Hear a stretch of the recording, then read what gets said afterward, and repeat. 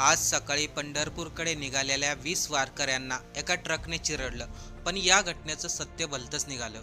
या दुर्घटनेमध्ये आतापर्यंत 3 महिलांचा मृत्यू झालाय.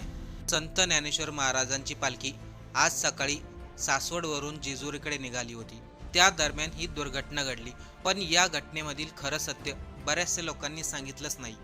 नेमका हा अपघात कसा घडला, जे 20 लोक जखमी झाले त्यामधील किती लोकांचा जीव वाचलाय, चला सविस्तर आपण या व्हिडिओमधून जाणून घेऊ.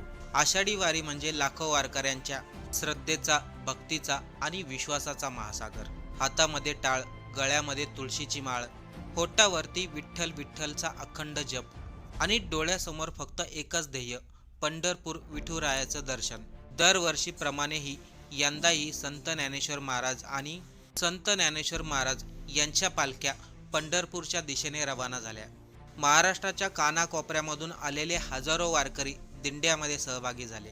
आता सर्वांनी लक्ष देऊन ऐका, नेमका हा अपघात कसा घडला आणि याच्या पाठीमागचं सत्य काय आहे. रविवारी पालखीचा मुक्काम सासवड येथे पार पडला. रात्री विश्रांतीनंतर सोमवारी पहाटे पुन्हा एकदा दिंड्या पंढरपूरच्या दिशेने रवाना झाल्या. पुढचा टप्पा होता जेजुरी. खंडेरायाच्या नगरीत पोहोचण्याची उत्सुकता प्रत्येकाच्या चेहऱ्यावरती होती. पण या दरम्यान अशी घटना घडली, लाखो वारकऱ्यांचा आनंद काही क्षणामध्ये दुःखात बदलला. वाट अवघड होती, वरतून ऊनही वाढत होतं, पण माऊली माऊली नावाचा गजर थकवा विसरायला भाग पाडत होता. सकाळ जशी जशी पुढे सरकत होती तसं तसं वारकऱ्यांचा ताफा सासवड मागे टाकून जेजुरीच्या दिशेने पुढे जात होता. रस्त्याच्या दोन्ही बाजूने भाविक उभा राहून पालखीचं दर्शन घेत होते. काही ठिकाणी पिण्याच्या पाण्याची व्यवस्था होती, तर काही ठिकाणी वारकऱ्यांना फराळाचं वाटप सुरू होतं. संपूर्ण वातावरण अगदी भक्तिमय झालेलं होतं. विशेष म्हणजे या प्रवासादरम्यान वाहतूक विस्कळीत होऊ नये म्हणून प्रशासनाने जबाबदारी देखील घेतली होती. रस्ता विभागातून एका बाजूला वारकऱ्यांना चालण्यासाठी जागा दिली होती, तर दुसऱ्या बाजूला पालखीसोबत असलेली इतर वाहनं सोडली जात होती. पण सकाळी 8च्या सुमारास काही क्षणामध्ये सर्व काही बदललं. जेजुरीकडे जाणाऱ्या महामार्गावर बेसलर टोल नाक्यापासून काही अंतरावर भोगळेमळा परिसर होता. हॉटेल शिवदीप लॉजिंग समोर दिंडी पुढे सरकत होती. त्याच वेळेस एक ट्रक वारकऱ्यांच्या दिशेने आला. वातावरण एकदम आनंदी होतं.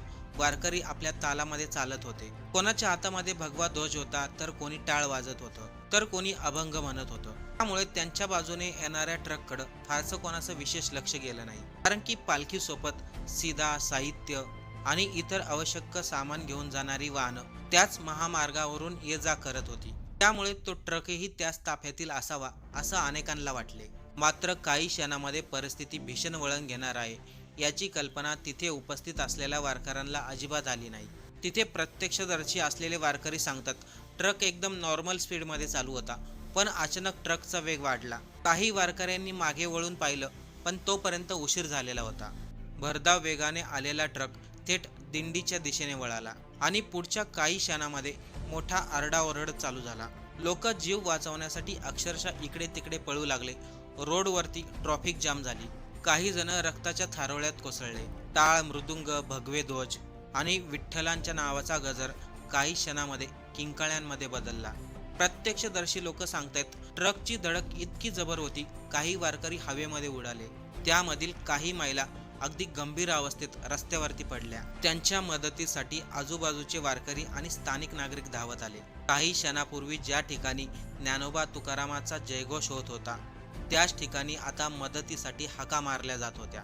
घटनास्थळी उपस्थित असलेल्या स्वयंसेवकांनी जखमी झालेल्या लोकांना तात्काळ सुरक्षित ठिकाणी हलवलं. पोलीस प्रशासनालाही तात्काळ माहिती देण्यात आली. काही मिनिटातच पोलीस, रुग्णवाहिका आणि आपत्कालीन पथक घटनास्थळी दाखल झालं. प्राथमिक माहितीनुसार या अपघातामध्ये जवळपास 20 वारकरी जखमी झालेत. त्यापैकी काहींची प्रकृती गंभीर असल्याचं समजताच त्यांना तातडीने जेजुरी आणि परिसरामध्ये असलेल्या रुग्णालयामध्ये दाखल करण्यात आलं. मात्र यामध्ये डॉक्टरांनी तपासणीनंतर 3 महिलांना मृत घोषित केलं. ही बातमी समजताच संपूर्ण वारीवरती शोककळा पसरली. पण इथे आता सर्वात मोठा प्रश्न होता, हा अपघात नेमकं घडला काय? या अपघातामध्ये असं कोणतं वेगळं सत्य समोर आलंय ते पाहू. अपघातामध्ये मृत्यू झालेल्या 3 महिला सांगली परिसरातील कसबा या परिसरातील रहिवासी असल्याचं सांगण्यात येत आहे. त्या मृत्यू झालेल्या महिलांची नावे राजेश्री भोसले, नंदा पवार आणि माधवी सरवडे पोलिसांनी तात्काळ हा संपूर्ण परिसर सील केला आणि तपासायला सुरुवात केली. यामध्ये अनेकांनी प्रश्न उपस्थित केले. रस्त्यावरती एवढं मोठं नियोजन असताना देखील ट्रक दिंडीमध्ये घुसलाच कसं काय? हा केवळ ट्रक चालकाचा निष्काळजीपणा होता की यामागे काही कारण होतं? आणि प्रत्यक्षदर्शींनी सांगितलेला आरसा फुटण्याचा प्रकार नेमका काय होता? या प्रश्नांची उत्तरं शोधताना तपासामध्ये काही महत्त्वाच्या गोष्टी समोर येऊ लागल्या. अपघातानंतर पोलिसांनी सर्वात प्रथम घटनास्थळाचा पंचनामा केला. रस्त्यावरील टायरांच्या खुणा, ट्रकची स्थिती, ड्रायव्हरची रचना आणि ट्रक ज्या दिशेने जात होता त्या मार्गाची पूर्ण पाहणी केली. प्रत्यक्षदर्शी पाहणाऱ्यांचे जबाब नोंदवण्यात आले, पण प्रत्येकाने वेगवेगळी माहिती दिली.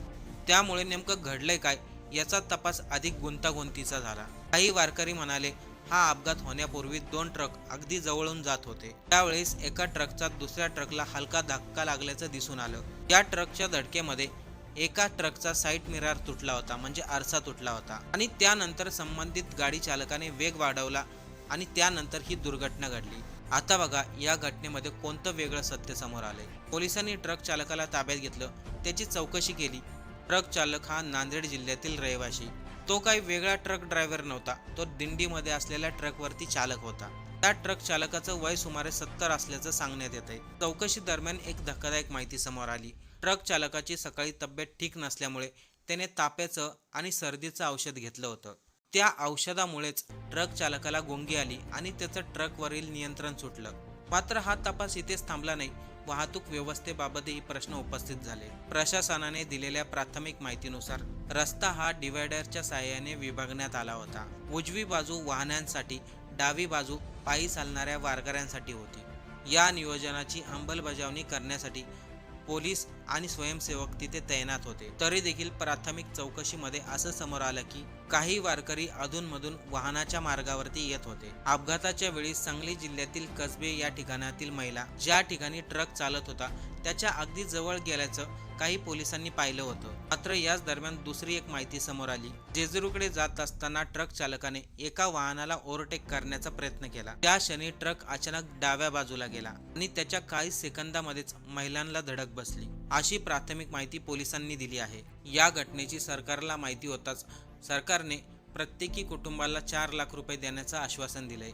पण इथे सर्वात मोठा प्रश्न होतो, ट्रक ड्रायव्हरची तब्येत ठीक नव्हती. त्यांनी जर सर्दीचे आणि खोकल्याचे औषध खाल्ले होते, त्या औषधामुळे त्यांना गुंगी आली. त्यानंतर त्यांचं ट्रकवरचं नियंत्रण सुटलं आणि महिलांना धडक बसली.